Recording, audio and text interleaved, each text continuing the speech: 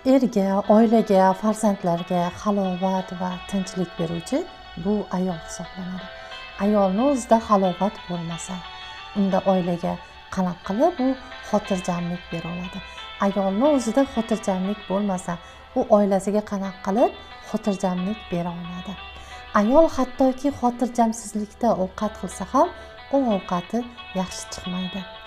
Ayol o'zi ichki dunyosida xotirjamlik bo'lmas ekan, unga butun dunyo xotirjamsizlikda, tinchmas bo'lib ko'rinadi va u halovatsiz yashay boshlaydi.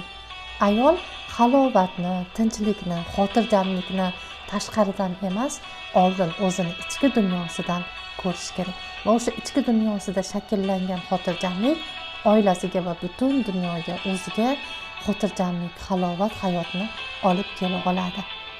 Shuning uchun ham men har doim darsliklarimda ayolni birinchi o'rinda ichki xotirjamligi bo'lishini ta'minlayman.